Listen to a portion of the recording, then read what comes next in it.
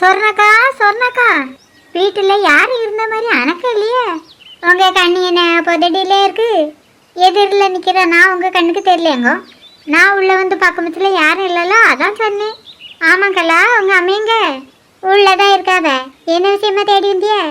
அதே கேட்க மாதம் முடிய போது என்ன சீட்டு பைசா வர்றது மாதிரி தெரியல, அதான் நேரிலே வந்துட்டேன். அது எப்படி எங்கள் அம்மா சீட்டு பைசா கொடுக்காம இருந்திருப்பாவ? எப்போ தான் 10ஆம் தேதிக்குள்ளே பைசாவெல்லாம் தந்துடுவாங்களே. எந்த மாதமும் தந்துடுவதான், ஆனால் இந்த மாதம் தரலையே. எனக்கு சீட்டு பைசாவை வாங்கிட்டு வேலைக்கு வேற போக வேண்டியது இருக்கு. உங்கள் அம்மையை கூப்பிடு. சரி கூப்பிடு. ஏமா கொஞ்சங்க வாங்க. என்ன கலா, எதுக்கு கூப்பிட்ட? என்ன கோகிலா, என்ன விஷயமா வந்திருக்க?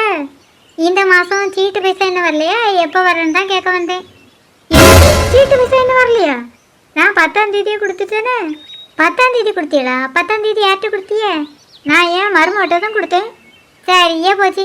உங்கள் மருமவ அந்த பைசாவை என்கிட்ட தராம அவ அம்மா வீட்டுக்கு கொடுத்துருப்பா. என்ன பேர் கோகிலா, என் மருமவ மேலே படி கொடுக்க வேலையை வச்சுக்கிடாத. அப்புறம் எனக்கும் வாயில் நல்லா வரும். இப்போ எதுக்கு நீங்கள் தேவையில்லாமல் என் மேலே கோவப்படுதிய? நீங்கள் கோவப்பட வேண்டியது என் மேலே இல்லை, உங்கள் மருமவ மேலே. அவள் தான் பணத்தை என்கிட்ட தருவேன்னு சொல்லிட்டு என்னமோ பண்ணியிருக்கா. சும்மா சும்மா தேவையில்லாமல் என் மேலே கோவப்படாதுங்க.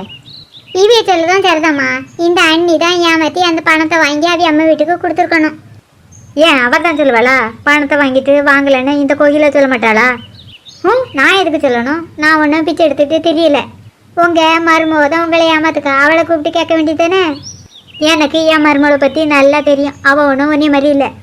அடுத்த குடும்பத்தை பிரிக்கணும்னு தெரியவ நீ பெரிய நல்லவ மாதிரி நாடகம் ஆடுக. என்ன பாருங்க, நான் ஒன்றும் நாடகம் ஆடலை. தெரிஞ்ச விழாச்ச கோவப்படக்கூடாதுன்னு பார்த்துக்கிட்டு இருக்கேன். 10ஆம் தேதியே என் மருமக பணத்தை கொண்டு தந்திருக்கா. வாங்கி வச்சுட்டு இல்லைன்னு சொல்லுங்க. என்ன பாருங்க, 10ஆம் தேதி நான் இந்த ஊரில் இல்லை. வேறு எப்படி பணத்தை வாங்கி வைக்க முடியும்? 10ஆம் தேதி நான் இந்த ஊரில் இல்லைங்கிறதுக்கு சாட்சி நிறைய பேர் இருக்காவ. நீ பணத்தை வாங்கலைன்னா உன் மாமியார் வாங்கியிருப்பா. என் மாமியாரை அதே முக வீட்டில் கொண்டு விடுறதுக்கு தான் 9ஆம் தேதி இங்கேருந்து போயிருந்தேன். வேறு எப்படி என் மாமியார்கிட்ட உங்கள் மருமக பணத்தை கொடுக்க முடியும்? உங்கள் மருமக உள்ளதானே இருப்பா. கூப்பிட்டு என்னென்னு கேளுங்க. முதல்ல கோவத்தை விடுங்கம்மா. அவையில கூப்பிட்டு என்னென்னு விசாரிங்க. கேட்கேன். அதுக்காக என் மருமக மேலே ஒன்றும் எனக்கு சந்தேகம் இல்லை. செல்வி இங்கே வா. அத்தை இதோ வரேன். என்னத்த எதுக்கு கூப்பிட்டிய? நீ சீட்டு பைசாவை எப்போ கொடுத்த? அது வந்து அத்தை மூஞ்சி பார்த்தா தெரியலையம்மா. இவையே பணத்தை கொடுக்கல. இவ்வளோ நேரம் தையத்தக்கன்னு வானத்துக்கு பூமிக்கு குதிச்சு என் மேலே கோவப்பட்டியல. இப்போ உங்கள் மருமக மேலே கோவப்பட வேண்டியதானே? நபர் கோயிலா, நீ தேவையில்லாமல் பேசிகிட்டு இருக்காத. சீட்டு பணம் தானே உனக்கு வேணும்? ஆமாம், அதுதான் வேணும். அதுக்காக தானே வந்தேன். தான் நான் என் வேலையை பார்த்துட்டு போயிட்டு போகிறேன்.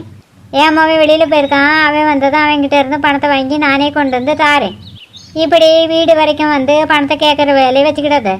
பணத்தை ஒழுங்காக தந்தன்னைக்கு நான் எதுக்கு வீடு வரைக்கும் வரப்போகிறேன்? தேவையில்லாமல் பேசாமல் கிளம்பு வேலையை பாரு.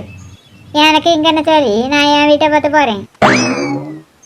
எல்லா தப்பும் இவிய மேலே இருக்குது. நீங்கள் எதுக்குமா அவிய மேலே கோவப்படுதியே? யார் மேலே தப்புங்கிறத முழுசாக விசாரிக்காமலாம் சொல்ல முடியாது. இதுக்கு மேலே எங்கேருந்து விசாரிக்க? சோத்தில் முழு பூசணிக்காயெல்லாம் மறைக்க முடியாதுமா. இவியெல்லாம் நம்பி நீங்கள் ஏமாந்துக்கிட்டே இருங்க. நபர்களா, உனக்கு ஒன்றும் தெரியாது. சத்தங்கடமா உள்ள போ. எனக்கு அடுத்த வீடெல்லாம் ஏமாத்துக்கிறது தெரியாது. ஏமாற்ற தெரிஞ்ச வீட்டையே ஏமாறுங்க. எப்படி தான் நம்பிக்கை வீழ ஏமாற்ற முடியுதோ தெரியல. இந்த கோயிலில் வேற பைசா கேட்டு சத்தம் போட்டு போயிருக்கா. இந்த நேரம் பார்த்து இவனை வேற காணையில். முதல்ல அவன் வந்ததும் பணத்தை வாங்கி அந்த கோயிலை மூஞ்சில் விட்டெறியணும். நான் அந்த பணத்தை என்ன பண்ணேன்னு என்கிட்ட ஒன்றுமே கேட்கல. நீ எதுவும் தப்பு பண்ணியிருக்க மாட்டேங்கிற நம்பிக்கை எனக்கு இருக்குது செல்வி. வேறு எதுக்கு நான் உங்ககிட்ட கேட்கணும்? அந்த பணத்தை நான் உங்கள் பிள்ளைகிட்ட தான் கொடுத்தேன். எனக்கு தெரியும் செல்வி, நீ கண்டிப்பாக அவங்ககிட்ட தான் கொடுத்துருப்பானு. கேட்டு திறக்க சத்தம் கேட்கு. அன்னைக்குமா அவன் தான் வருவான். அவன் வந்ததும் என்னன்னு விசாரிப்போம். நல்லதாக போச்சு. 2 பேரும் ஒரே இடத்துல தான் இருக்கே. ஏம்மா நீங்கள் அந்த பொம்பளைகிட்ட போய் சீட்டு படுத்தியே? திமிரு பிடிச்சி போய் பேசுக்கா. அப்படி என்னல பேசுனா? செல்வியை பற்றி என்கிட்ட குறைச்சிருக்காம்மா. அப்படி என்னல குறைச்சோன்னா?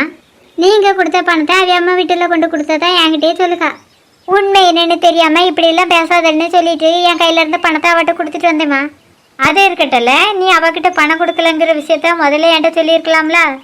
சொல்லதுக்கு மறந்துட்டுமா. நல்ல மறதி. இப்படி 2 பேரும் இருக்காதுங்க. அது குடும்பத்துக்கு நல்லதில்லை. எதனாலும் கொஞ்சம் வீட்டில் பேசி பழகுங்க. சரி என்னமே சொல்லுங்க. ஏம்மா வயிறு ரொம்ப பசிக்குது, வாங்க சாப்பிடுவோம். வந்து இவ்வளோ நேரம் ஆகுத, என்ன சொல்லலையேன்னு பார்த்தேன். சொல்லிட்டியா? உனக்கு இந்த சமையல் செஞ்சு ரெடியாக வச்சிருக்கு, வா சாப்பிடுவோம். சரிம்மா.